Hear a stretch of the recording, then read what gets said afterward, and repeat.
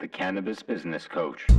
Hi, Mike Z here, author of the Cannabis Business Book, and you're listening to the Cannabis Business Coach podcast, where I chat with and coach the highest performing entrepreneurs in the cannabis industry. Hi, Mike Z is. Hi, Mike Z is. Hi, Mike Z is the Cannabis Business Coach. Hi, Mike Z here, and on today's episode of the Cannabis Business Coach podcast, I have a really, really special guest here, and that's Andrew DeAngelo, who, I think is fair to say is, there's OGs and then there's like certified super OGs or like some other category beyond OG. And I feel like it's safe to say that Andrew fits into that category, whether we look at his work in activism or with Harborside for many, many years, or more recently with the Last Prisoner Project. This man has done so many different things in this industry that's really quite remarkable. So I'm super excited. This is actually my first time meeting Andrew, and I'm thrilled for the opportunity. So Andrew, thank you so much for being on the show. And if you don't mind, can you give a little more in-depth background and intro to the folks who might be tuning in today? Of course, Mike. Thank you for having me. Fantastic to be here. Well, your listeners may or may not know, but my older brother is Steve DeAngelo. So Steve is the person that sort of got me into cannabis way, way long time ago. When I was a teenager, and Steve's 9 years older than me. So he was well into his 20s when he first turned me on to cannabis. And I immediately knew I needed to sell cannabis. This was the 1980s, so it was long before any even hint or whisper of legalization was happening.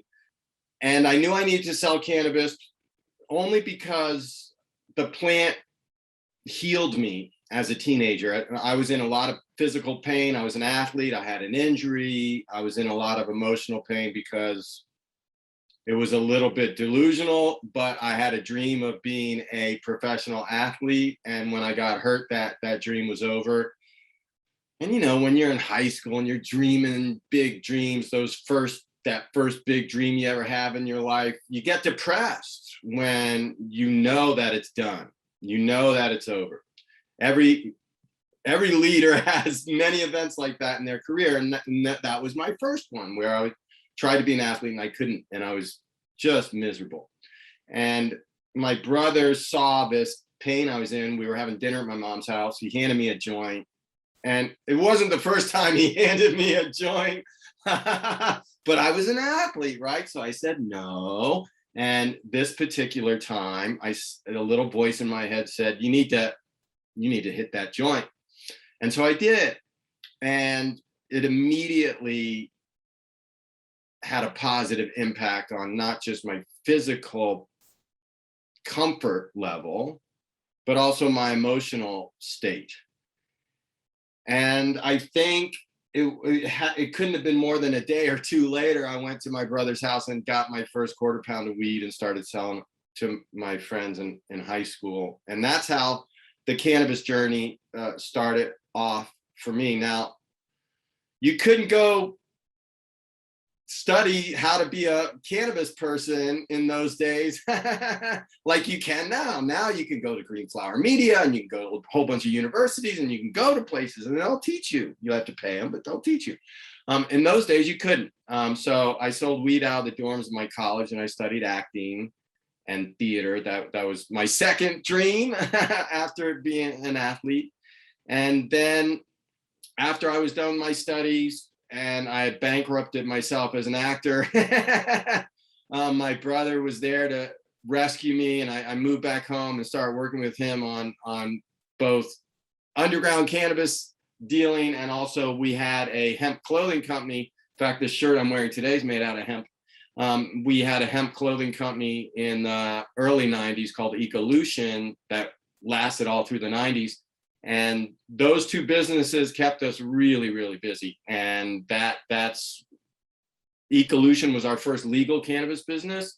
And we learned so much about bringing cannabis out of the shadows and into the light with that. And then unfortunately, a couple years after that business ended, my brother suffered a terrible, devastating bust on the East Coast while I was in California studying. I went back to school to try to revive my creative career right when he got busted. So that was any of your listeners who've been busted or know people who've been busted know how devastating that is. And our parents were already in their late 60s when that happened, early 70s, and it was really hard on them too.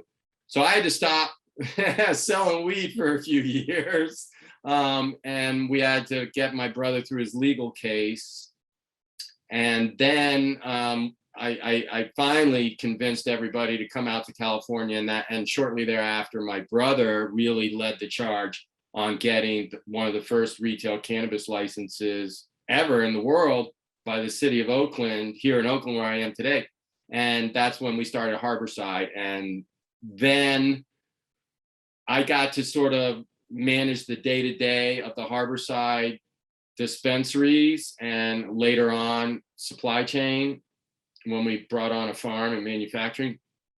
And my brother did all the strategic decision making, all the outward facing, all the media, all the storytelling, and he became quite famous as a result of that. And we really pioneered something at Harborside that any dispensary you go into just about anywhere in the world today, there's a little bit of Harborside in that, in the way it looks, in the way it feels, in the way it's laid out, in the way people present products. These were all areas my brother and I, and our team, of course, pioneered. And then I left Harborside a couple of years ago, and now I make my living as a cannabis consultant, and I help other entrepreneurs build their cannabis businesses all throughout the country, and I hope soon the world. Amazing. And I'll just do a quick shout out to Steve, because I remember many years ago now, which is kind of crazy to think, but I want to say it was 2015 when he came to New York and spoke at one of my events. He was promoting the Cannabis Manifesto, which, if you haven't read that book, go on Amazon right now and get yourself a copy. If you're a cannabis person, and even if you're not a cannabis person yet, you need to read this book, and you'll surely be on your way to being a cannabis person. And I actually am using his book right now as a textbook in a college course that I'm teaching here in Brooklyn. That's an intro to cannabis class. And I said, this is the book that you all need to read. And, I remember when he came to my event, it was back in 2015 here in New York, we were not so far along in the cannabis legalization movement. And so it was like one of these moments for me where I was like, oh shit, like if Steve DeAngelo is going to come speak at my event, like I might be onto something here. Like this might not be so crazy what I'm doing. But anyway, I also do want to say that I think it's super cool that you guys are brothers in this thing together. I'm a younger brother myself, and I often get teased by my family that when I was a kid, all I wanted to do was be like my older brother. And it's funny because I didn't know it when I was younger, but he was a big stoner before I had ever touched the plants, before I had ever known anything about it. And then what's funny and kind of sad, so I hope Andrew, this will make you appreciate a little more the beautiful situation you're in with your brother. My brother quit smoking pot around the time that I picked it up. And so he and I were both big stoners, but at separate times with minimal overlap. And I often wonder if he was still a stoner, maybe we would do some cool stuff together. So, but alas, anyway, that's just a little tangent, but But you're so right. I mean, my brother and I are blessed to have that connection and gift together. And there are so many families that don't. And there's very good reasons why we have that together. Every family has their own story. Ours is particularly unique that made that happen. But I feel for you. It's a bummer. I'm sure you'd love to smoke a joint with your brother. You know what I mean? I'm sure that causes you a little bit of sadness sometimes. Yeah, it does. And I'm hoping I could twist his arm, but we've gone on different paths, but we're still close and it's all good. But yeah, I do sometimes imagine. Plus, I will say this, to make it a little more relevant for some of the listeners, instead of a Mike Z pity party, which certainly is not my intention here. It's hard to find people you trust in this industry. And I feel like one thing about my brother is I trust him. He's my brother. It's very simple in that regard. So I think it's, the fact that you have two super experienced people in one family and you could count on each other, you can trust on each other. It's totally not insignificant. Anyway, I do want to shift gears, Andrew, and ask you, and I'll preface this with, a lot of people ask me, how do I get into the industry? How do I get a job in the industry? How do I get started? And so, I always tell them, bring whatever skills you have into this industry. Someone's going to need them. And so you have a background as an actor. And I actually happen to think that, and maybe this is like an uncommon belief, I don't know, but I actually happen to think that having skills as an actor, or whatever that skill set, that craft, is one of the most universally useful and underrated skills that you could have in business. And I know for most people that seems like wouldn't accounting probably be like higher on that list or something? But I actually happen to think that the whole world is a stage. And if you know how to be a person of action and be an actor and empathize and all that stuff, and it, particularly in cannabis, where I'm a big believer that before you get into the business, you have to be an activist first. There's that root of act. And so I want to hear from you, kind of, how do those skills and that background and experience serve you in business, and how have you been able to apply those skills in entrepreneurship?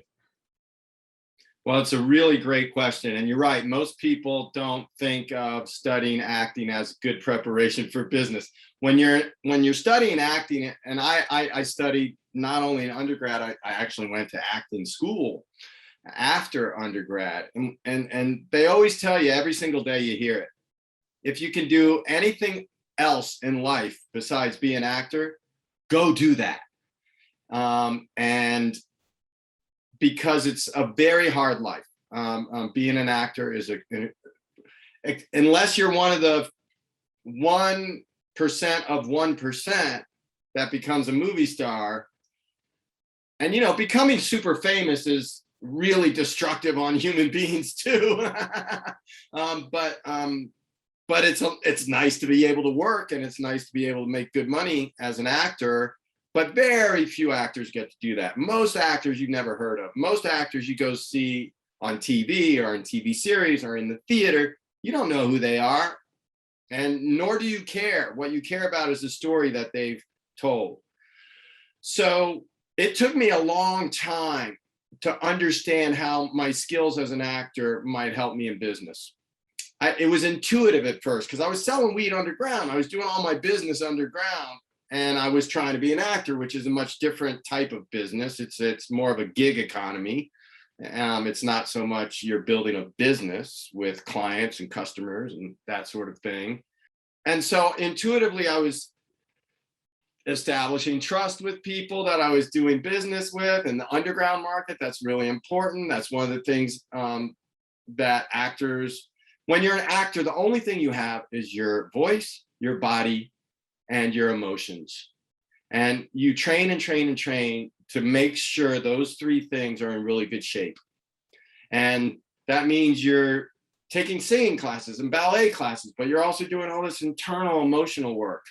And these are the tools that by which actors do their career with. So in business, as you mentioned, Mike, business is a kind of a stage of its own. And there are protagonists and antagonists, and there are there's a lot of actors at the audition. It's very competitive. And it's particularly in cannabis, we're talking about something that grows out of the ground, that gets made into things. It's a very complex process. It's not like software where you make it once and 10 billion people can download it at once. And so it really requires a lot of people skills. You have a lot of people working in cannabis companies, whether it's a farm, whether it's manufacturing, whether it's retail, you have a lot of people and you have to manage those people. And one of the things actors hate is being commanded and controlled by directors and producers. So I hated that as an actor, especially when the director was wrong. But as a leader, when you're leading people in cannabis businesses, I don't like to command and control people either. It goes all the way back to that distaste I have as an actor. What I want to do is I want to establish trust with people. I want them to make the decisions, not me. I want to give them the tools to make good decisions, the training. It's like being a gardener instead of a general. And you could create the conditions in the garden by which the garden can grow. You don't tell the rose bush, you better grow right now, I command you. No, you have to water it and fertilize it and take care of it. You have to support it. And I approached, once we opened Harborside, and I was like, whoa, I got to learn all these new things because I'm not in the underground market anymore. And I got to like write a job description, do a performance review, and I have to file paperwork with the city and the state, and I have to get a license, and I have all this compliance. And wow, I have to deal with a whole bunch of other people now too. And I have to lead them or educate them. And all those skills I learned as an actor, that's when the aha moment happened for me. And I'm like, okay, I'm so glad I went to acting school. Because when we first opened up Harborside, I actually started taking business school classes at UC Berkeley Extension. Because I'm like, I didn't go to business school. I'm over my head. I'm overwhelmed. What am I doing?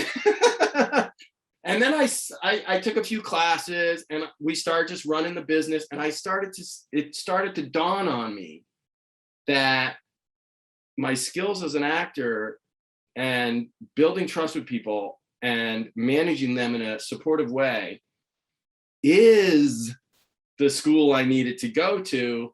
And everything that I could take in business school, I can basically learn by running the business. Because by Harborside was a very big company very quickly. So you just learn. And so I'm now very grateful that I spent all that money and time in acting, even though I don't act, I'm more of a personality now than I am an actor, but the skills I use every single day.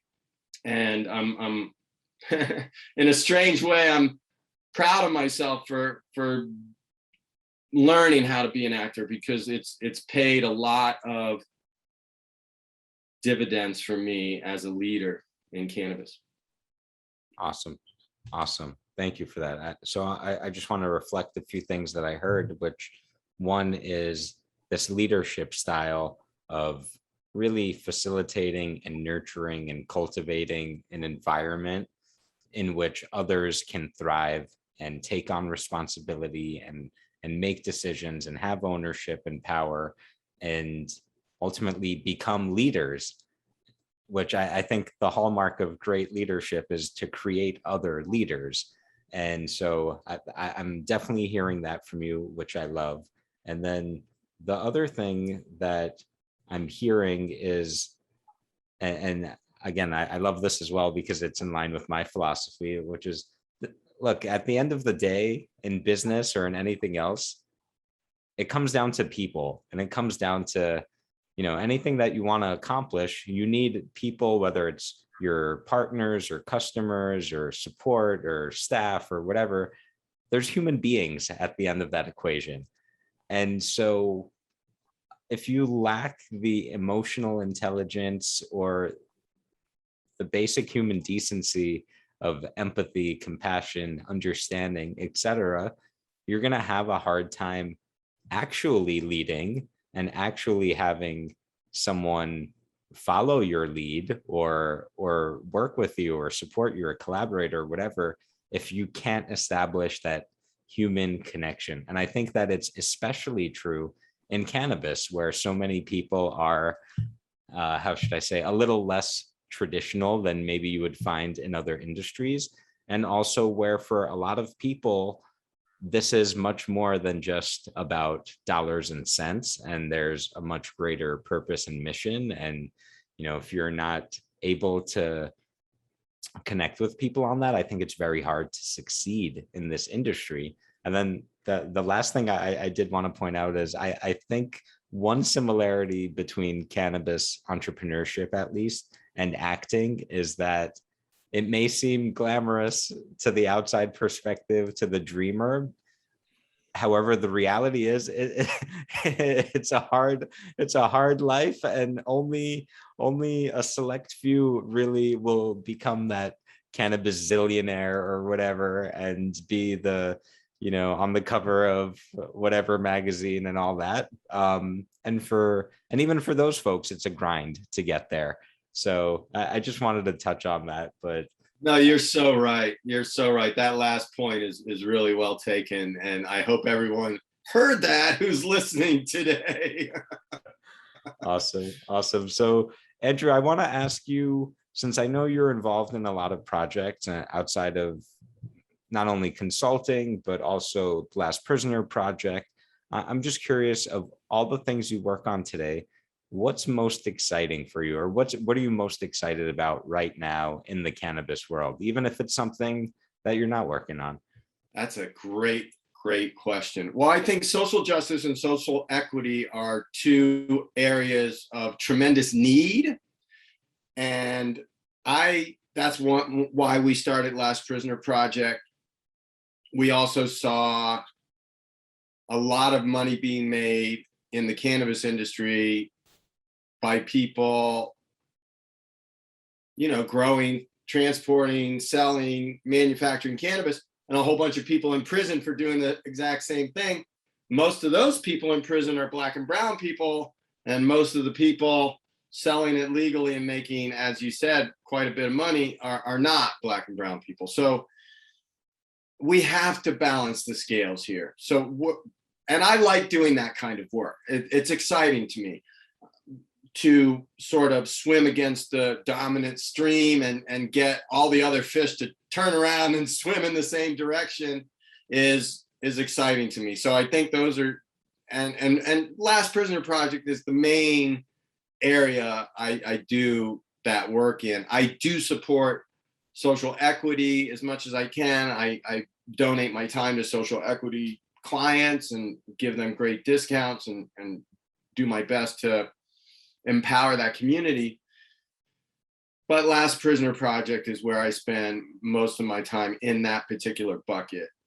I think the other thing that is exciting in the industry right now that is just starting, but that is industrial hemp, and the potential for industrial hemp, which I think is much greater than quote unquote psychoactive cannabis. Because basically everything in your house, everything in my house, everything we wear, everything we eat, you know, everything we build out of can be made out of hemp. Everything, all the fuel we put in our car, it can all be made out of hemp or other plants. And that is going to be a very exciting area to work in, whether it's cannabis hemp or whether it's some other plant that's very beneficial to humanity right now with respect to sustainability. So that's not an area I'm working a lot in. I do write about that in my columns with Playboy and Forbes, and I do celebrate that as much as I can and celebrate other people like my friend Doug Fine, the hemp author and an activist and storyteller, and other people in the Hemp Industry Association and any number of other heroes in the sustainability movement And sometimes those are small regenerative farmers like Bird Valley Organics out here, or Swami with Swami Select out here. They have small little regenerative farms. And you go to these farms and they're trying to scale it up. Swami's trying to get bigger. You know, Manny down there at Bird Valley Organics is trying to get bigger. And people are trying to figure out, well, how can we scale up something regenerative and make it big, you know? And so that it can not only grow hemp and cannabis that way, but we can also grow corn that way. You know, there's 46 million acres of corn planted last year and only 500,000 acres of hemp. And we need to reverse that. Or at least, you know, again, it's about balance. It's about homeostasis in all our world, our environment, our ecology right now. So I think those are super exciting areas. And then just selfishly, the creative projects I work on, that's sort of my third bucket. There's consulting, social justice, and creativity. I'm still a creative. I don't act anymore, but I write, and I have lots of different creative projects in the pipeline. Those are always very exciting to me, some of which I'm doing with my brother and other creative people. And I just have a blast working on those. I don't get to spend as much time working on those projects as most creatives don't, who have to also make a living with something other than their creativity. But I really enjoy that. And I bring that creativity to all my work, really, in addition to my more transactional work, perhaps, is very creative approach. And I always try to find something that will differentiate my clients from everybody else. And that's really an exercise in creativity and research, and really looking at the market and looking at the competition and going, you know what?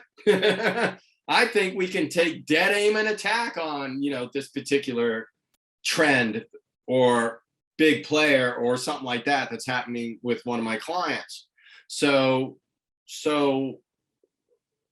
leveraging creativity in all of these areas I've just mentioned is probably the most exciting part of my job. It's hard for me to pick one project as more exciting than the others, but I think that the way our industry is moving towards social justice and social equity, I hope that will continue to happen. I hope it doesn't get railroaded. And the trends to sustainability, those are the three areas I think are the most exciting right now in cannabis. Awesome. And I agree with you. I'm always fascinated by industrial hemp innovation, especially as it relates to the UN Sustainable Development Goals. I think it's remarkable how much potential there is with industrial hemp to replace so many less eco-friendly status quo businesses and processes, and how early we are in adoption in that whole thing. And it's amazing to think about, you know, 10, 20, 30 years from now, just how much we can be integrating hemp into the supply chain of just about everything. And you know, I look forward to a day where one day people are like, oh, wow, like we were really stupid to not be doing all this hemp stuff. Can you imagine those idiots 20, 30 years ago that like were using plastics and like, that's exactly what the history is going to be written about. Our age, the petroleum age, is going to be the idiotic age that almost brought humanity to the brink, or the idiotic age that did bring humanity to the brink. So, no, I think you're absolutely right. People are going to look back and just say, what were these people thinking? And it's going to be, you know, it's going to be greed. Greed is going to be the root cause. It's kind of like Marie Antoinette, and it goes all the way back a long time, you know, whether it's institutions like slavery or whether it's imperialism, all of these things driven by greed.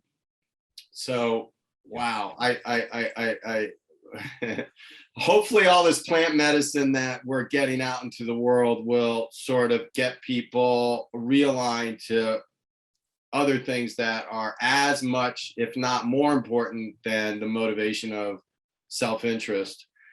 I sure hope so. I hope so too. And hopefully someone listening to this podcast or watching this will feel inspired to answer the call and be part of the solution with us.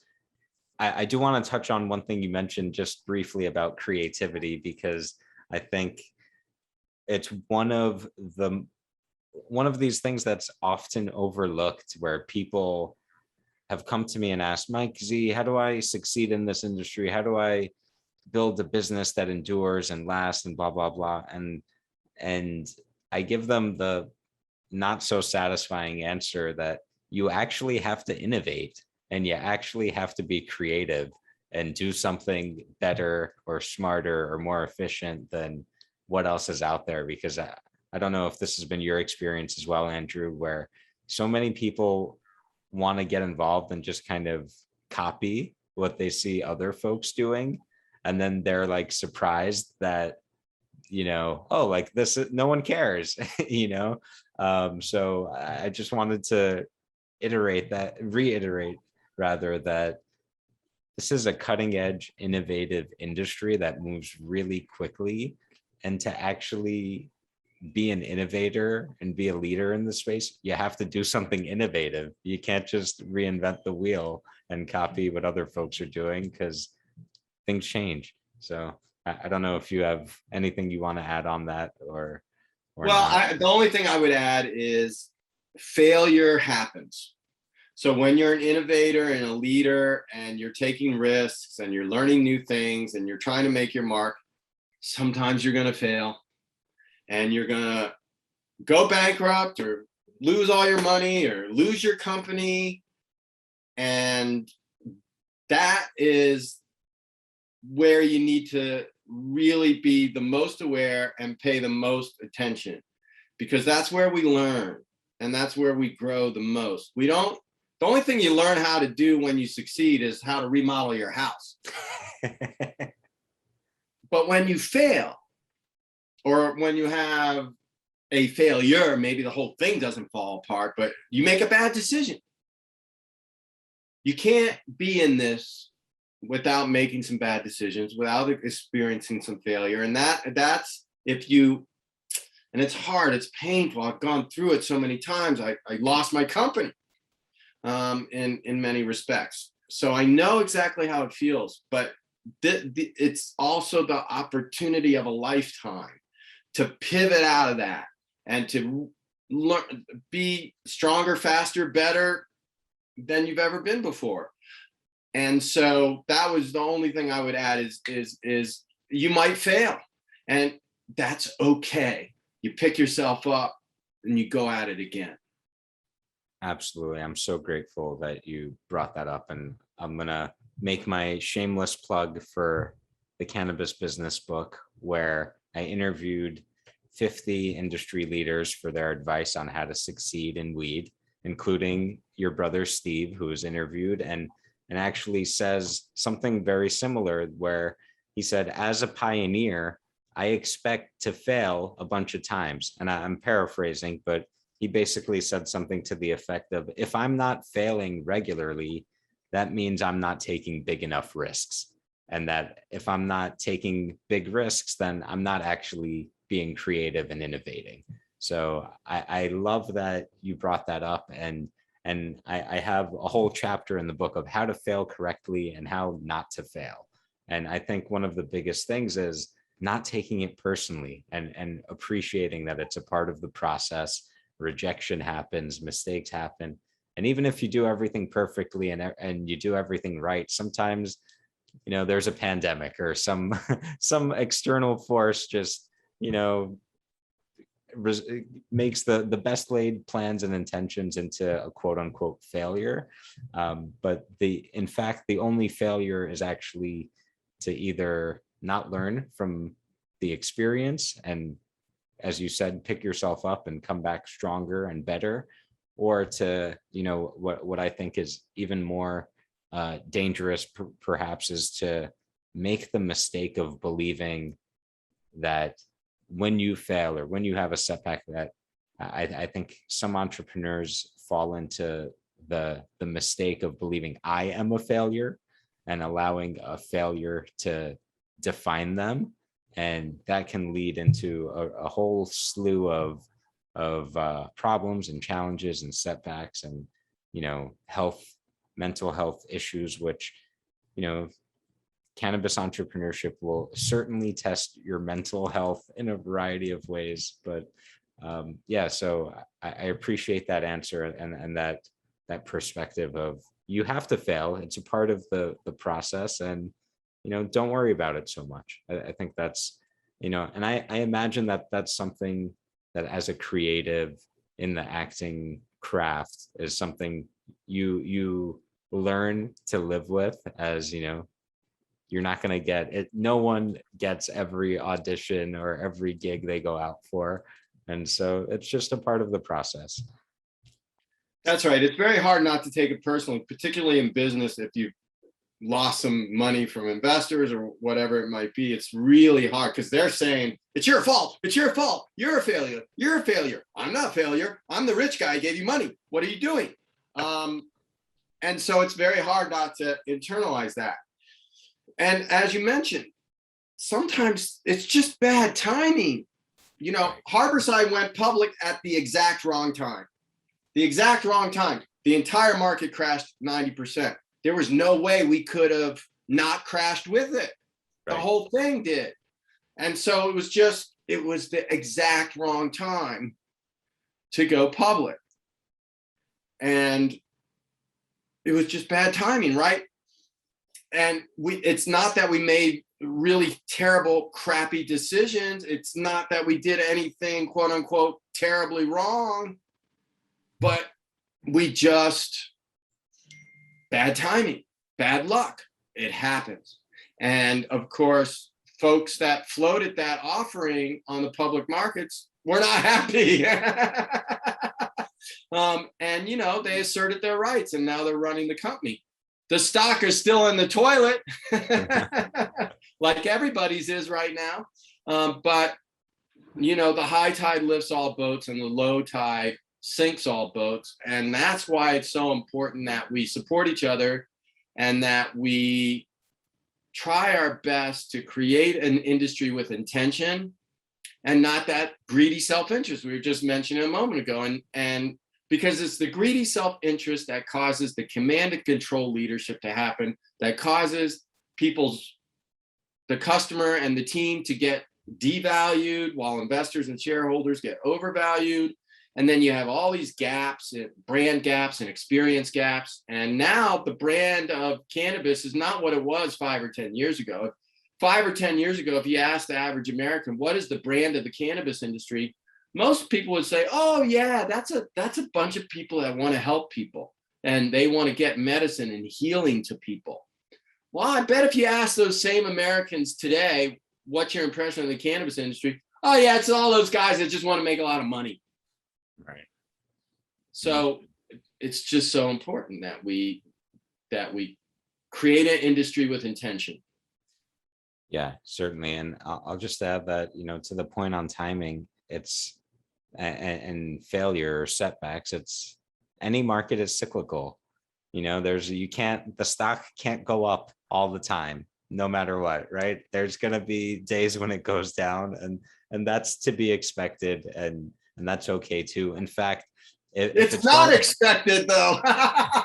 well, it's funny. It's like I heard a research analyst in the tech space say, like, when I get really worried is when the stocks only ever go up, because that's not how it's supposed to work. These things are supposed to go down sometimes too.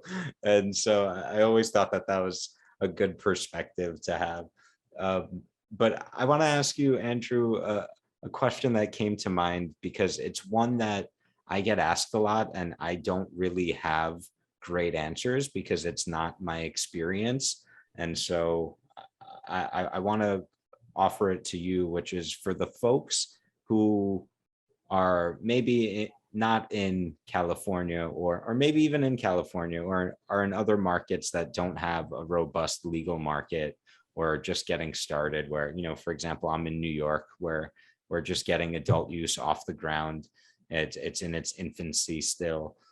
There's a lot of folks that that come to me and say, Mike Z, how do I transition? I'm a legacy operator. I've been in this industry for years. This is what I love. This is what I know. And I just want to do it, in a legal, acceptable way, so I don't have to feel the stigma or shame or the pressure, any of this stuff. And I don't have great answers. I tell them, find a great attorney and find someone who's done it before that can help you.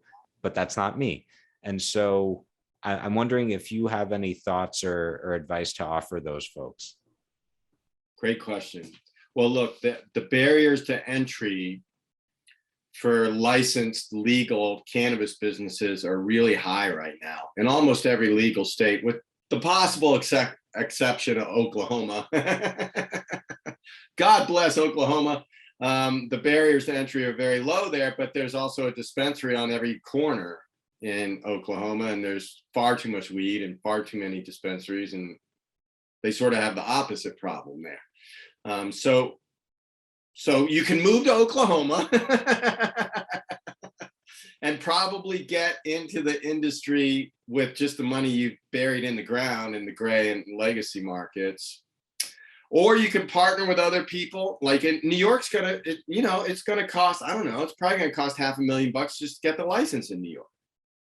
Or maybe $200-300, depending where you are in the supply chain, but it's gonna cost a lot. And so how do you do that? Unless you're one of these legacy people that's buried millions of dollars, and very few have. So it might be necessary to partner with other legacy people. And as you mentioned, then pool resources and hire either attorneys to do the application work, or I work with a group called Global Go Consulting. They have a very good track record on winning licenses for folks.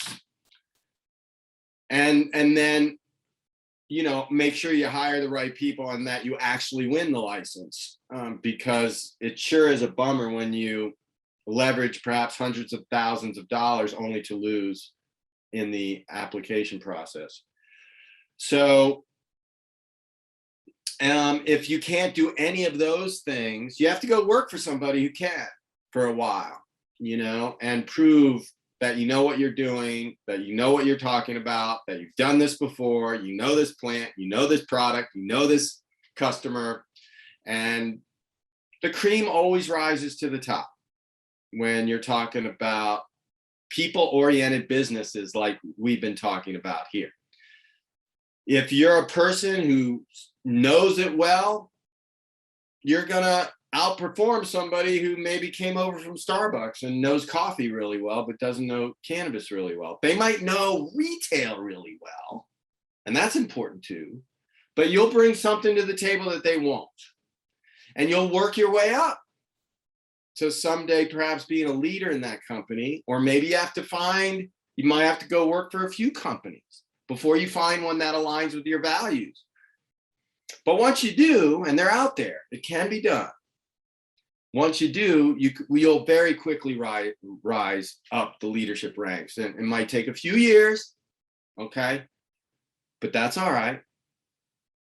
We've all just got all the time in the world until we don't, right? So, and so that's my advice, if you can't get in yourself, if you can't own and operate, work for somebody. And if you can't pool your resources with others so you can own and operate, and that presents its own challenges. It's hard for a group of people to get along well enough together to see it all the way through, but hopefully folks can. I've seen it work. I've also seen family members sue each other in this business because they couldn't agree on what to do with the company or the license or the this or the that. So choose your partners well, choose your investors well. If you can't find investors or partners, go work for somebody and learn the industry, the legal industry, learn how your skills transfer over. And if you're aware and smart and you're good at observing and listening, you'll be able to find your path up the chain of the leadership chain of that company and get yourself into a role that excites you and makes you really happy, and perhaps puts you next to other leaders that may also harbor dreams of owning and operating their own company. You know, you meant Harborside. Most of the people I mentored at Harborside, and I mentored there was a bunch of people I mentored for years and years and years.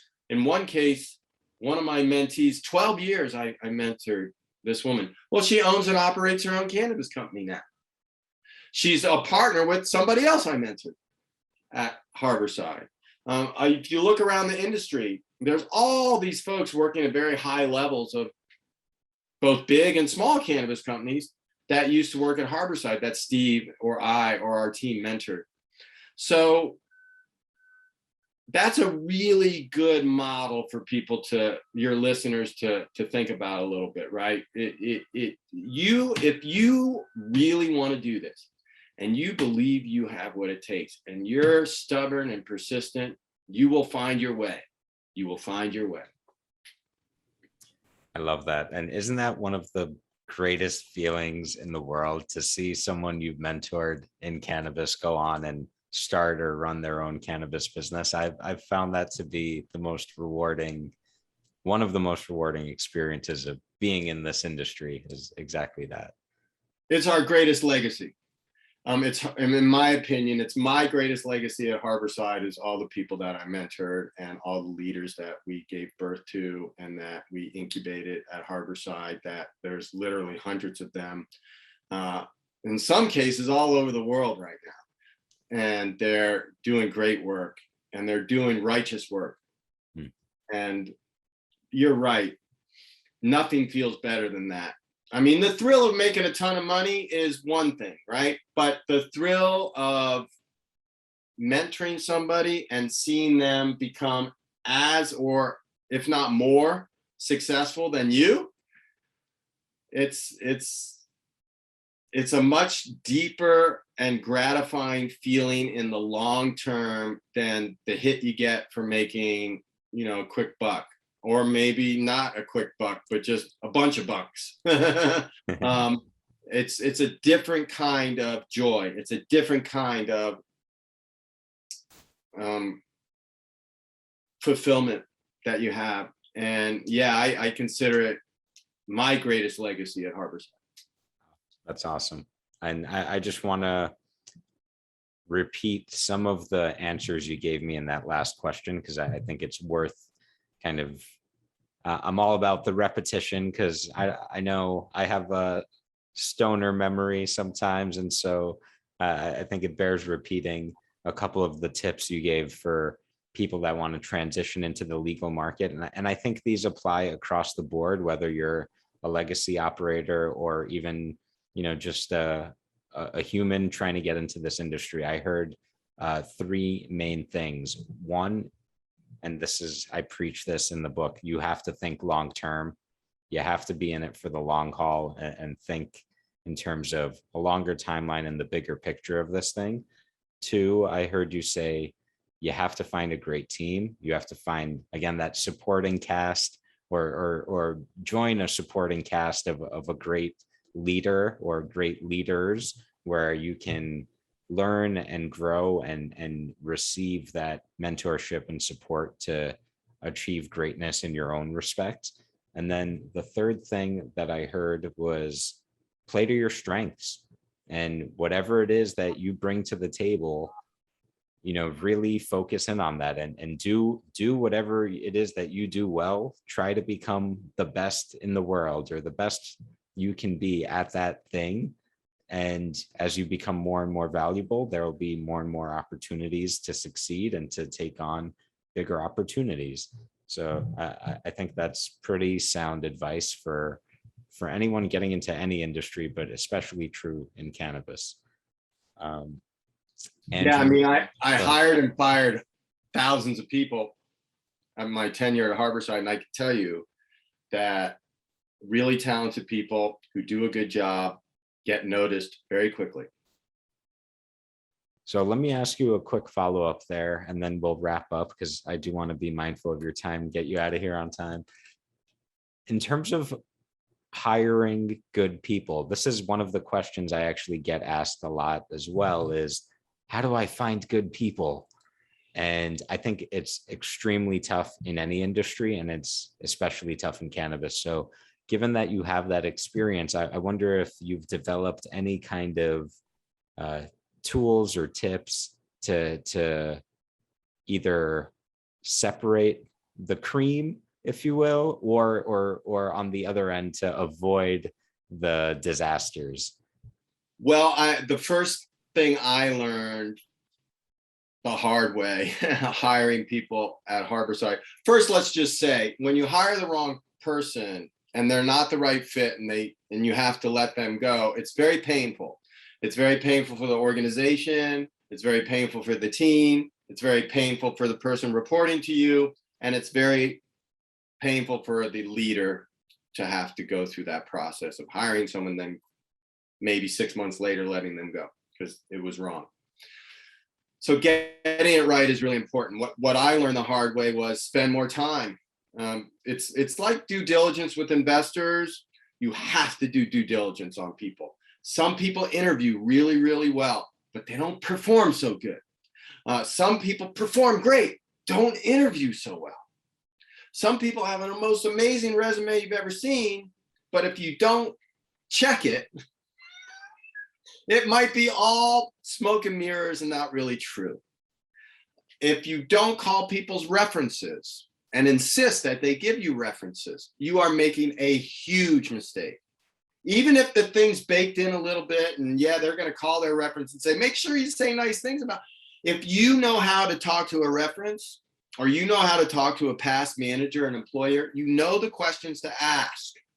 Tell me what is wrong with this person. Tell me what's weak with this person. Tell me where their weaknesses are. Where are their blind spots? Don't tell me everything that's great. Tell me the biggest fight you got in with them. Tell me about the big disagreement you had. Tell me about a time when they didn't perform to your expectations. Those are the kind of questions you want to ask references, and you want to ask all the good stuff too. You want to hear all the good stuff. You definitely want to hear the good stuff. Usually that's what the first few minutes of the conversation, maybe 10, 15 minutes. But then eventually you'll see an opening and you're like, okay, now you told me all the great stuff. Let's talk about some hard stuff. And if they don't have anything to say, hard stuff, it's less than authentic. There is no way. I'm flawed. You talk to my brother, what does Andrew do well? What he doesn't do well? He'll tell you. He'll be pretty upfront and honest about it. And if he wasn't, if he's, oh, my brother's greatest thing since sliced bread, and he never makes a mistake, and he knows how to do all these great things, and you couldn't hire anyone better on earth than my brother. If he said that, it's not authentic. It doesn't ring true to an experienced hire. Someone who hires a lot of people like me, it's just not going to ring true. You're just going, that's bullshit. Next. So don't let people who are BSing you on their resume or with their references or with their past employers, don't let them through the door. Because if they're going to BS you on a resume, they're going to BS you on, did they show up to work on time, or BS you on a report, or BS you on something else. So don't make that mistake. Don't make the mistake of, oh, wow, great interview, hire them. No, spend more time. Do your due diligence. I have a client right now that I'm hiring a COO for. And we have spent months on this. Now, they're pre-licensed, and so this particular client's getting way ahead of the game, but we have spent months on this. I'm flying down to Mississippi. We're flying in candidates for the role. I'm going to put them through a whole rigorous, 36-hour interview.